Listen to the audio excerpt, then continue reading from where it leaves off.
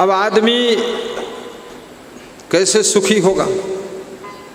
याद रखना, आदमी तुम सोच लो कि उसको केवल बिस्तर दे दें सुखी हो जाएगा, नहीं। बिस्तर देने के साथ साथ उसको बिस्तर पर विश्राम कैसे मिलेगा, तो उसका मन भी निश्चिंत होना चाहिए। मन में यदि चिंता है, टेंशन है, तनाव है, तो बिस्तर कितना बेहतर हो, लेकिन उसको विश्राम नहीं मिलेगा। तो कुछ ऐसा उसको ज्ञान भी दीजिए, कुछ उसको समझा भी दीजिए, कुछ भरोसा भी दिलाइए, कुछ विश्वास दिलाइए, जिससे उसका माइंड निश्चिंत हो जाए, वो सो सके। ये भी आपको करना पड़ेगा नहीं तो कितने लोगों के पास बिस्तर तो टॉप का है, लेकिन नींद जीरो। बिस्तर खूब अच्छा है। एक पति कह रहा था कि मेरी पत्नी जब बिजली चली जाती है तो हाथ से पंखा डुलाती है। तो मैंने कहा इन्वर्टर लगा लो।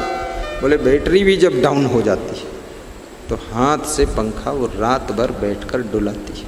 तो हमने कहा फिर तब तो आपको नींद खूब आती होगी। बोले नींद बिल्कुल नहीं आती। तो हमने कहा क्यों नहीं आती फिर, जब इतनी सुविधा हो गई? बोले इसलिए नहीं आती है, वो पंखा डुलाती तो है पर टेंशन पैदा करने वाली बात भी करती जाती है साथ में। तो हमने कहा अच्छा ऐसा होता। तो हमने कहा फिर क्या होता है? बोले ऐसी दशा होती है जैसे मक्का का भुट्टा भूनने वाले लोग पंखा तो डुलाते हैं, लेकिन वो मक्का के भुट्टा को ठंडा करने के लिए नहीं, आग को तेज करने के लिए पंखा डुलाते हैं, हवा करते हैं और मक्का का भुट्टा भून देते हैं। ऐसे ही वो पंखा तो डुलाती है और हम भुट्टा बनकर भून जाते हैं अब देखिए ये बाहरी सेवा है, पंखा डुलाना, खीर खिलाना, पकौड़ी खिलाना, ये अलग बात है। आपको कुछ ऐसा स्वभाव बनाना पड़ेगा, ऐसा वाणी, ऐसा नेचर, लेक्चर, स्ट्रक्चर, कैरेक्टर, जिससे कि आपका पति, आपका गुरु, आपका शिष्य, आपका बेटा, आपकी माँ, आपकी पत्नी, आपकी सासू, आपकी बहू, XYZ सभी निश्चिंत हो सके, निर्भीक हो सके, उनके अंदर का भय समाप्त हो, डर समाप्त हो, चिंता समाप्त हो, टेंशन समाप्त हो, तब उनको गहरी नींद का सुख मिलता है। पिताजी जब पानी मांगते हैं बेटा फट से ला कर दे देता है, लेकिन बेटा हर समय मोबाइल में गेम खेलता है। पिता पानी तो पी लेगा, लेकिन उसके हृदय को शीतलता नहीं मिलेगी, क्योंकि चिंता है ये गेम खेलता है, इसका लाइफ बिगड़ रहा है। और जब पिता समझाता है गेम मत खेलना, तो बेटा रूठ जाता है, 2 दिन बोलता नहीं है। तो पिता और टेंशन में आ जाता है कि कहीं नाराज होकर जहर ना खा ले। तो तीसरे दिन पिता कुछ नहीं बोलता है। अब मन में टेंशन भी बन गई, चिंता भी बन गई, भय भी बन गया। अब पिता का सुख नष्ट हो गया। जहाँ चिंता है, जहाँ भय है, जहाँ डर है और जहाँ टेंशन है, वहाँ सुख शांति नष्ट हो जाती है, निर्भयता नष्ट हो जाती है, निश्चिंतता खत्म हो जाती है, और उस व्यक्ति को ना तो अच्छी नींद आ सकती है और ना तो वो व्यक्ति हंसते हुए ज़िंदगी जी सकता है, ना मुस्कुरा कर रह सकता है। अब उसके सामने एक ही उपाय है, एक ही रास्ता बचा है, अंतिम रास्ता है, 1 वे। क्या लोग कहते का ए वे नहीं, 1 वे। 1 वे का मतलब क्या हुआ? अब एक ही है ज्ञान मार्ग। ज्ञान मार्ग यदि इसको ज्ञान हो जाए, विवेक हो जाए, तो ही वो इस व्यथा से बच सकता है। अन्यथा अब इसी व्यथा में उसकी जीवन की कथा पूर्ण हो जाएगी। यही हाल दुनिया का हुआ पूरा। इसलिए कभी कभी मैं अपने गुरु के पास जाता हूँ, गुरु को मैं बोलता हूँ सब ठीक चल रहा है, ये बात मैं बोल देता हूँ, सब ठीक है, सब टॉप का है, और सब आपका है, खूब उन्नति हो रही है। गुरुदेव आप सो जाना, मैं सब दिन रात संभाल के रखा हूँ। तो मेरा गुरु सुबह 8 बजे भी सोता है, भोजन करके फिर नींद मारता है 1 बजे से लेकर 2:30 बजे तक। दमादम मस्त कलंदर मेरे गुरु का पहला नंबर। और रात में भी फट से 8:30 बजे सो जाता है। और 4-6 टाइम खाते हैं। मुट्ठी भर चना ले लिया सुबह, 2 घंटे बाद 1 केला ले लिया, 1 घंटे बाद आधा गिलास दूध ले लिया, फिर दोपहर में रोटी दाल चावल ले लिया, सब्जी ले लिया। फिर शाम को जब हम प्रवचन शुरू करते हैं, ज्यों ही मैं बोलता हूँ गुरुर् ब्रह्मा गुरुर् विष्णु, तुरंत उनको कुछ ड्राई फ्रूट खिला दिया जाता है। सेटिंग है, काजू किशमिश बादाम अंजीर दाल मखाना जो सूट करे, 1-1 खा लो, 2-2। फिर मैं यहाँ से 6 बजे प्रवचन करके पहुँचा उनके पास, आरती पूजन हुआ। फिर 7 बजे जब फिर संध्या वंदन शुरू हुई, फिर उनको 7:15 बजे मैं फिर कुछ खिला देता हूँ, वहीं बैठ कर कुछ खिला देता हूँ, चना वना जो भी। अब गुरु को निश्चिंत करना शिष्य का काम है, और शिष्य को निश्चिंत करना, निर्भय करना, ये गुरु का काम है। अब कैसे गुरु निश्चिंत होगा? ये चना चबवाने से केवल निश्चिंत नहीं होगा। केला खिला दिया, चना चबवा दिया और ढेर लाकर वहाँ रख दिया सामान, दूध खूब लीटर भर पी लो, इससे कोई निश्चिंत होने वाला नहीं। इससे सेहत बढ़ेगी, पेट भरेगा और कुछ होने वाला नहीं। निश्चिंत तब होगा जब शिष्य का चरित्र अच्छा होता है, शिष्य का वैराग्य अच्छा है, नियम संयम अच्छा है, विचार अच्छे हैं, ब्रह्मचर्य अच्छा है, तपस्या अच्छी है, और शिष्य गुरु से 1 नंबर आगे त्याग तप में चल रहा है, तब गुरु का मन निश्चिंत हो जाता है कि सब ठीक है।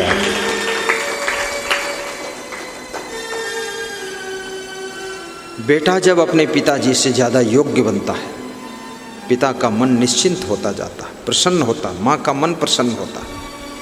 और बेटा योग्य बन करके पिता से अधिक धन कमाता है, पिता से अधिक प्रभाव कमाता है, पिता से अधिक नियम संयम से रहता है, पिता से अधिक सत्संग सुनता है, पिता से अधिक ज़्यादा दान पुण्य भी करता, पिता से ज़्यादा परोपकारी है, पिता से ज़्यादा उसका नाम है, और पिता से अच्छा मकान बनाया है, और पिता से भी अच्छी गाड़ी लाया है। पिता समझ गया, अरे मैं पिता, ये तो परम पिता हो गया, इसका तो पता ही नहीं था कितना महान आत्मा पैदा हो गया। तब वो पिताजी निश्चिंत हो जाते हैं। इसलिए याद रखना, ज़्यादातर बेटे लोग अपने पिता के लिए मकान तो अच्छा बना देते हैं, लेकिन पिता के पास बैठ करके प्रेम नहीं करते। मकान बना दिया, कमरा दे दिया, डबल बेड डाल दिया कि मम्मी पापा तुम यहीं रहना बस ठीक। उनको भी मालूम है कि मुझको बिल्कुल नौकर की तरह डाल गया, प्रेम नहीं कर रहा। प्रेम भी करना जरूरी है। योग्य पुत्र बनो, योग्य शिष्य बनो, योग्य गुरु बनो, योग्य माँ बाप बनो। और तुम जब योग्य बनते हो, अनेक लोगों की चिंता को तुम दूर करने के लिए दवाई बन जाते हो।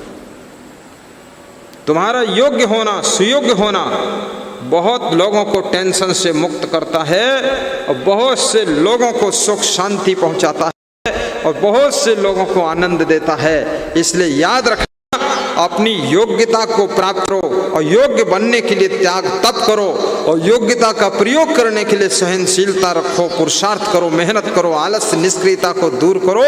योग्यता का जब प्रयोग करते हो तो उस प्रयोग से न जाने कितने लोगों की जिंदगी में सुख शांति बरसने लग जाती है।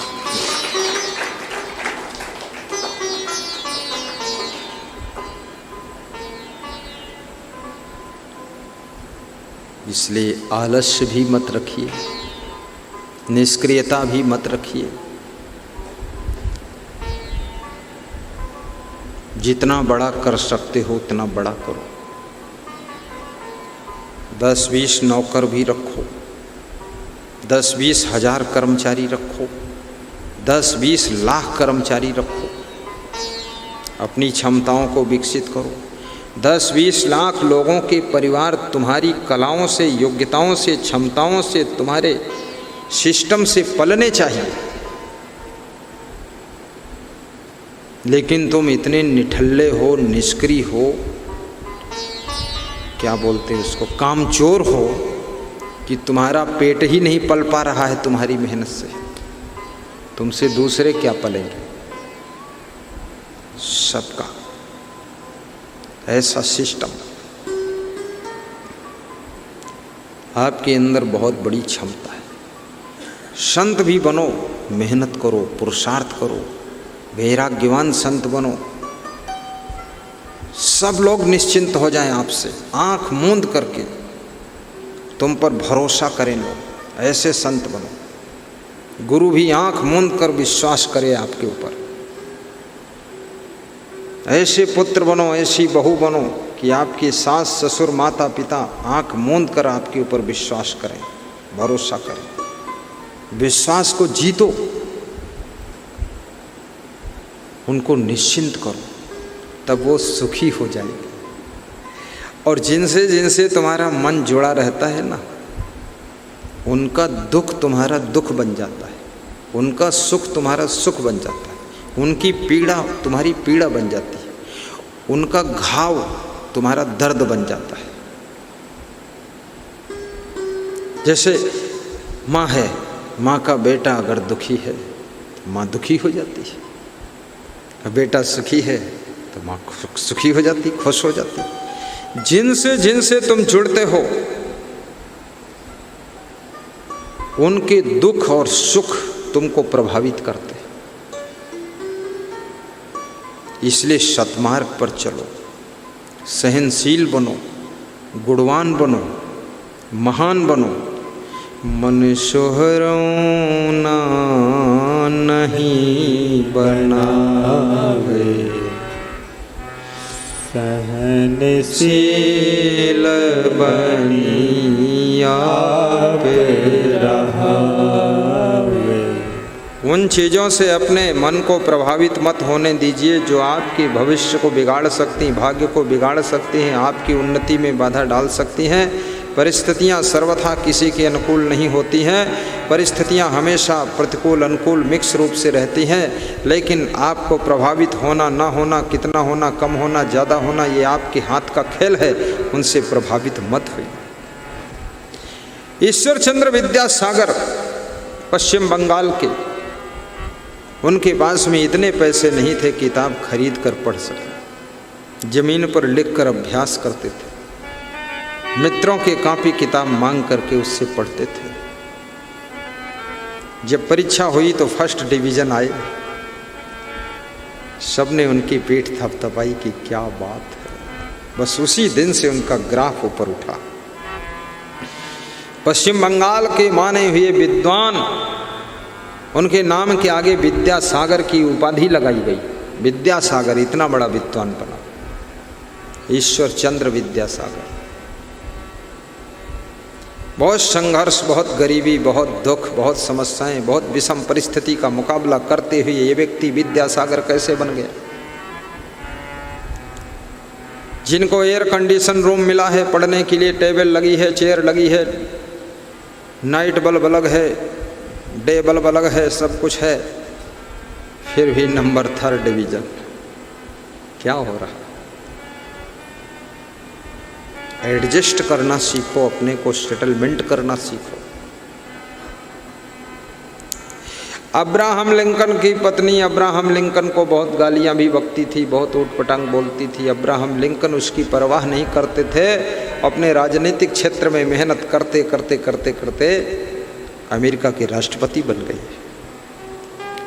आप किसी के व्यवहार से प्रभावित होकर के, किसी के गलत स्वभाव से प्रभावित होकर के यदि अपने कार्य को बंद कर देते हैं, अपने लक्ष्य की ओर बढ़ना बंद कर देते हैं, तो ये सबसे बड़ी आपकी हार है। सब कुछ सह करके, गम खा करके अपने लक्ष्य की ओर निरंतर कदम बढ़ाते रहिए, ये आपके जीत का द्वार खोल देगी। यही स्वभाव बनाइए। पूर्ण अनुकूलता किसी को नहीं मिलती। आज हमारे